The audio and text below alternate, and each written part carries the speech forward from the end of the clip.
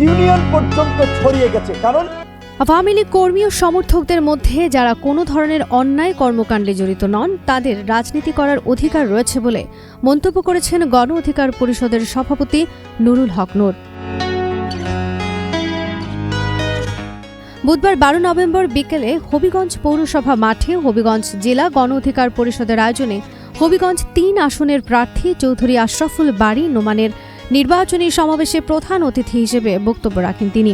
নুরুল হক নূর বলেন, আমাদের যুগ্ম সাধারণ সম্পাদক আবুল হোসেন জীবন ভাই যেমনটি বলেছেন, আমরাও স্পষ্টভাবে বলতে চাই, দেশে অবস্থানগতভাবে আওয়ামী লীগের সমর্থক বা কর্মী যারা জনগণের প্রতি অন্যায় করেনি, জুলুম নিপীড়ন চালায়নি, কারো বাড়িঘর দখল করেনি, তারা যেন সব রাজনৈতিক দলের জন্য উন্মুক্ত থাকে। গণ অধিকার পরিষদের সভাপতি আরও বলেন, বিএনপির ভালো লাগলে বিএনপিতে, জামায়াত ভালো লাগলে জামায়াতে, গণ অধিকার পরিষদ ভালো লাগলে গণ অধিকার পরিষদে, এনসিপি ভালো লাগলে এনসিপিতে যাক। মানুষ যেন স্বাধীনভাবে নিজের পছন্দের রাজনীতি করতে পারে। যারা ভালো মানুষ তাদের রাজনীতি করার অধিকার রয়েছে।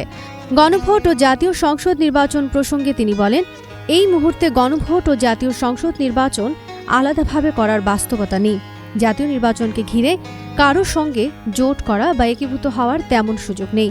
তবে ইতোমধ্যে অনেক দল আমাদের সঙ্গে থেকে নির্বাচনে অংশ নেওয়ার জন্য যোগাযোগ করছে।